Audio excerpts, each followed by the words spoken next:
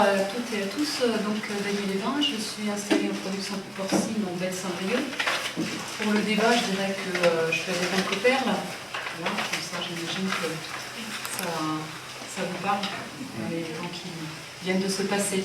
L'association agriculteurs de Bretagne que je préside depuis une année et demie maintenant est née, on va dire, du constat fait par quelques agriculteurs, par ailleurs responsables professionnels, ou quelques acteurs agricoles. Le constat il était que les Bretons, après un certain nombre d'études qu'on a pu faire, les Bretons ont une image très positive de leurs agriculteurs, et que paradoxalement, les agriculteurs ont complètement intégré que le grand public a une image négative d'eux. Donc on se retrouve en Bretagne, on se retrouvait en Bretagne avec ce différentiel-là qui pour nous était très gênant et est très gênant dans la mesure où les agriculteurs bretons et les agricultrices bretonnes, ce sont des entrepreneurs dans des petites unités de travail familiales, et qu'à partir du moment où l'image que l'on a de son métier est une image dégradée, voire négative, et que c'est complètement intériorisé, eh ben, on peut penser qu'on n'a pas le moteur qu'il faut pour poursuivre son métier. Or, il se trouve qu'en Bretagne, et on va le dire tout à l'heure, c'est 68 000 emplois directs, l'agriculture, 170 000 si on ajoute effectivement les autres interlocuteurs ou les autres entreprises qui dépendent de l'agriculture. Donc il n'y a pas de plan B, mais je pense qu'on en reparlera. Donc ces quelques agriculteurs ont été rejoints par un certain nombre d'autres acteurs et se sont dit comment se fait-il que l'artisanat a réussi à mener une campagne très importante, puisqu'elle a un rayonnement national, comment ils ont réussi, eux, à se fédérer pour, à un moment donné, redorer cette image de l'artisanat qu'on peut penser aussi, en tout cas, pour estimer dégradée. Donc, après des études, après avoir vraiment construit la démarche, pour ne pas être sur quelque chose qui se ressemble à one shot, parce qu'on a fait aussi des one shots, malheureusement, on a donc créé une association, loi 1901, et cette association qui est apolitique et asyndicale est aujourd'hui constituée de 81 entreprises, entités. Alors ça va des coopératives à des écoles d'agriculture, en passant par des chambres d'agriculture, des fournisseurs de l'agriculture, que ce soit par exemple des remorques, des cajots quand il s'agit de collègues légumiers. Donc voilà, ce collectif-là, à un moment donné, réussit à fédérer ces 83 entreprises. Je parle sous le contrôle de Jean-Paul Lemétayer qui gère l'entreprise, qui gère l'association, pardon. Et donc, on est dans une idée qui n'est pas forcément là, ce qu'il y a de plus simple, c'est de dire les Bretons croient dans leur agriculture, tiennent à leur agriculture. Par contre, effectivement, ils ne comprennent plus, il y a des choses qu'ils ne savent plus, je pense que tu pourras en parler, il y a des choses qu'ils ne savent plus, et donc ils veulent avoir un contact direct avec les agriculteurs, et ils veulent que ce soit les agriculteurs et les agricultrices qui leur disent quel est notre métier aujourd'hui, qu'est-ce qu'on fait, comment on le fait, pourquoi on le fait, dans quelles conditions on le fait. Et c'est ça qu'on essaye de mettre en place. Alors c'est récent, ça n'a que 3 ans. Donc on a mené un certain nombre d'actions qui étaient dans un premier temps des campagnes dans des médias, nos médias régionaux, qui étaient de remercier les Bretons pour leur confiance, parce qu'il y a 82% qui font confiance aux agriculteurs bretons, c'est quand même pas rien. Ensuite, on a été présent dans un certain nombre de lieux, que ce soit des salons agricoles, les vieilles charrues, par exemple, qui sont des moments festifs et dans lesquels on peut parler de sujets sérieux, mais sans se prendre vraiment au sérieux, surtout quand on s'adresse à des jeunes.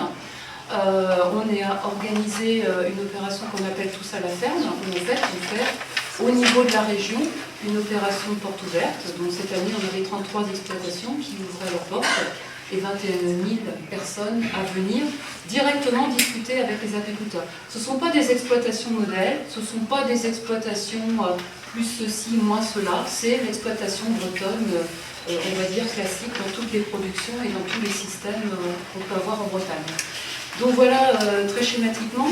Ce qu'on veut dire aussi à travers l'association, c'est que l'agriculture bretonne, elle est importante, et je pense que c'est quelque chose dont on va parler toute la soirée, mais que l'agriculture bretonne, d'ailleurs, si vous voyez les autocollants qu'on a pu noter, il y a agriculteurs de Bretagne bien plus que vous nourrir. Parce qu'effectivement, l'agriculture bretonne, c'est une contribution économique, c'est une contribution sociale, c'est une contribution environnementale, c'est une contribution culturelle à tout ce qu'est la Bretagne, à ce qu'était la Bretagne et à ce qu'est la Bretagne aujourd'hui. Donc voilà, très très schématiquement, notre but, il est vraiment de redonner de la fierté aux agriculteurs, de leur dire vous êtes le moteur de quelque chose d'important qui est l'économie bretonne. Et il faut que vous ayez cette fierté-là de pouvoir continuer. Et je pense qu'il y a 3 ans, quand certains ont lancé l'association et Jacques en faisait partie, en fait toujours partie, je pense qu'effectivement, on avait fait ce constat-là, mais ce constat qu'il faut croire dans son métier, il est certainement encore plus vrai après l'été qu'on vient de passer que même il y a 3 ans. Voilà, qu'est-ce que j'ai oublié de vous dire, je regarde. Après, effectivement, on aura l'occasion de reparler un petit peu des messages, mais de manière vraiment... on est sur quelque chose qui vient compléter d'autres opérations qui par ailleurs sont très belles, qui se font également dans le réseau des chambres, et je fais aussi partie du réseau des chambres, mais on est vraiment sur cette histoire de dialogue. Et il y avait visiblement une demande, parce qu'au fil des années, le nombre d'adhérents et le nombre Alors de gens qui viennent... le nombre d'adhérents individuels, on est à 1000 adhérents individuels, 83 entreprises, mais ces 83 entreprises, de par ce qu'elles sont, c'est des milliers d'agriculteurs. Des fois, effectivement, on a aussi le retour qui est de dire des agriculteurs se disent et se pensent adhérents parce que leur groupement ou leur coopérative ou leur fournisseur est adhérent de l'association. Donc voilà, on est sur quelque chose qu'on veut pérenne, sur lequel nous, on est amené à un moment donné à laisser pour que ce soit vraiment des agriculteurs, des agricultrices qui prennent la parole. Cette histoire de fierté, je pense qu'elle est sacrément importante parce qu'on a constaté qu'on a réglé un certain nombre de questions en Bretagne, et j'imagine qu'on va en parler, qu'elles soient environnementales par exemple. Mais par contre, notre grand défi à nous, c'est le renouvellement des générations, c'est d'avoir demain encore des hommes et des femmes qui acceptent, qui veulent et qui ont envie de travailler dans les exploitations. Et pour faire ça, il faut être fier de soi. Peut-être je dis, Paul, juste à côté, c'est quelque chose qui ressort beaucoup dans votre livre, donc Paul Goupil, l'ancien journaliste de West France, pour qui ne le connaisseraient pas. Voilà. Peut-être juste nous expliquer un petit peu pourquoi ce... Faire de pub. Ouais, pour faire de la pub. Pourquoi ce livre, vous racontez un petit peu le parcours justement à travers ces élevages visités, ces chercheurs, ces... Voilà. Alors pourquoi ce livre? L'actualité récente me dit que j'ai eu raison.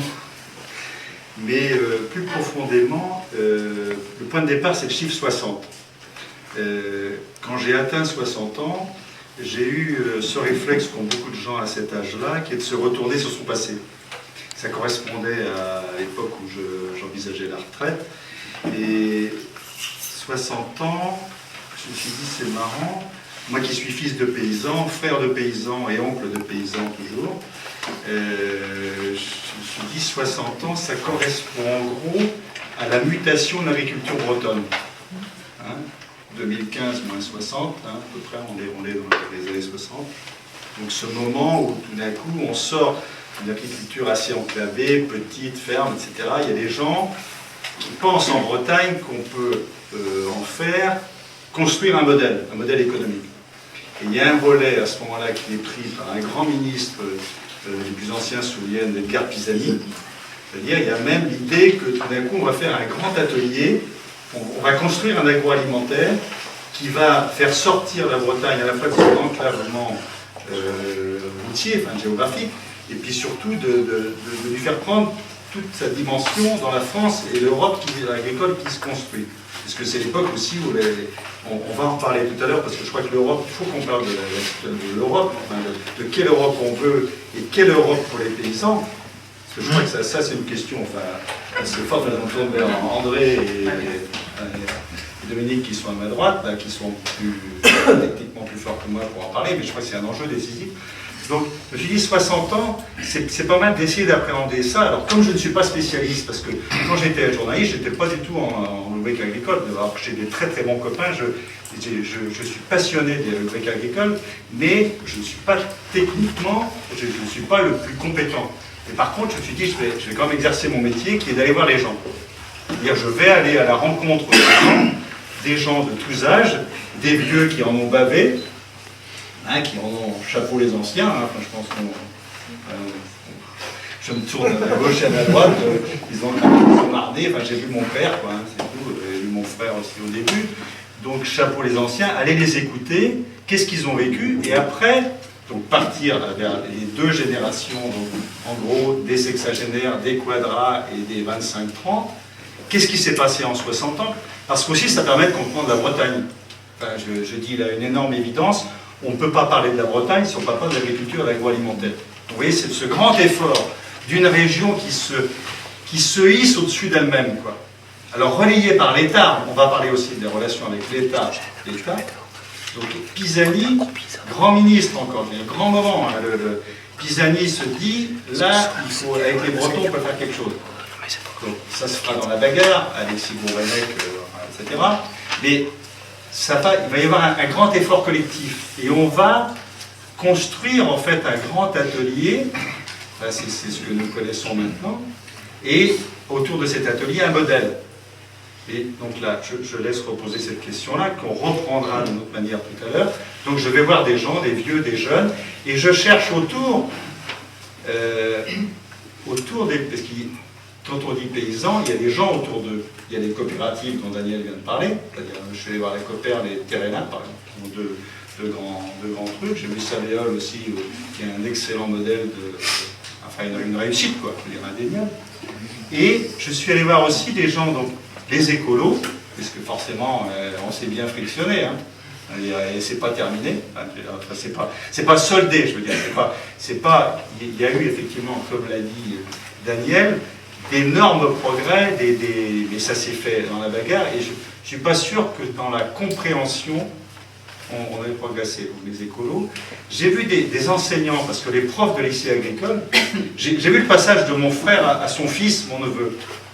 Et justement, quand j'ai démarré le livre, enfin, avec toi, Charles, pour dialogue, je me suis dit, bon, mon frangin, quand même, qu'est-ce qu'il a vécu? J'ai un frangin qui est un peu plus âgé, donc a dépassé 70 ans.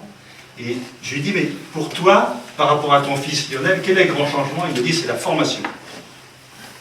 C'est-à-dire que les jeunes, maintenant, ben, vous le savez, regardez, pour mon frère, qui n'avait pas eu ce bagage-là, les choses sont plus complexes. On est dans la complexité. Il y a un mot que j'ai entendu 100 fois, c'est compliqué, aujourd'hui, les paysans.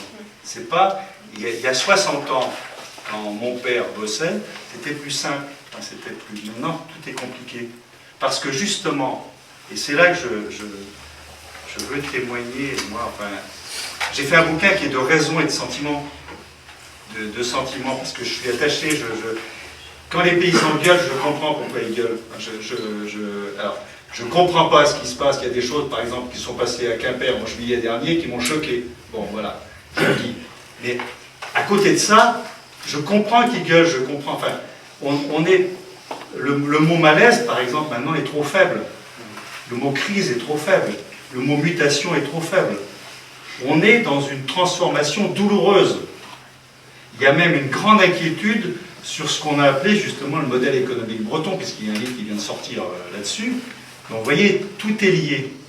Quand on parle Bretagne, agriculture, agroalimentaire, donc j'ai vu les gens, donc des profs, j'ai vu des dirigeants de coopératives, donc j'ai vu aussi même des journalistes, enfin, j'ai vu un photographe par exemple qui a photographié des paysans du Morbihan en détresse, et il y a une phrase que je discute avec ce photographe qui n'est pas du tout de la région. En plus, c'est intéressant, c'est un regard extérieur. Et je dis au mec, est-ce qu'il y a un truc dont tu te souviens quand tu as photographié ces hommes et ces femmes dans leur petite ferme en côté quand il faut dégager, quoi. Et il me dit, oui, il y a une phrase qui m'a frappé. Il y a un mec qui m'a dit, je suis comme un soldat dans les tranchées. Et c'est pas au 19e siècle, c'était en 2010 dans le Morbihan. Donc il faut avoir conscience, moi je me tourne vers vous, chers collègues, qu'on est sur du lourd et que dans le milieu agricole, la détresse ne se crie pas forcément. J'ai vu dans le Morbihan des militantes de solidarité paysans, qui sont deux femmes admirables, enfin, respect total, et m'ont raconté des histoires. Il y a des gens qui tombent et il y a des gens qui disparaissent aussi. Enfin, je ne suis pas en train de faire un tableau apocalyptique, il faut savoir ça aussi quand même. Savoir ça.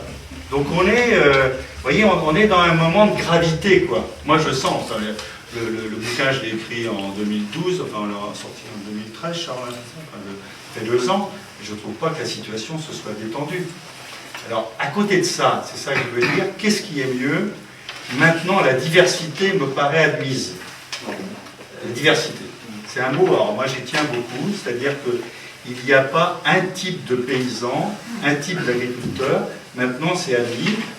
Jacques Jaouen, qui a été, vous connaissez bien, président de la Chambre régionale de l'agriculture, l'a dit publiquement, enfin très bien, il y a des agriculteurs.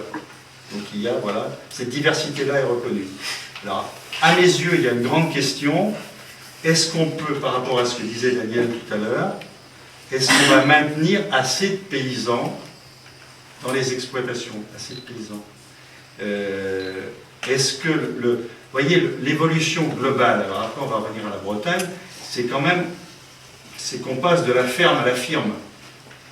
La ferme, donc l'exploitation familiale, la firme, donc un truc avec des grosses unités, avec des salariés, éventuellement de la sous-traitance. Donc là, on change de domaine. Et culturellement, pour la Bretagne, enfin, vous voyez, pour les villages, c'est une mutation culturelle énorme. Je m'arrête là parce que c'est comme j'y étais encore. Ce que je propose brièvement, Dominique Volon, donc juste rapidement ce que vous faites, quoi comme élevage, type de ferme. Donc oui, je suis Dominique Rollo, je suis paysan dans le sud du Morbihan, à Musiac exactement, bord de côte. Je vois la mer tous les matins dans les champs. Je suis bien de le redire à Paris. Je suis associé avec un collègue, on a 80 hectares, on a 50 vaches, on produit tous les deux 250 litres de lait à deux.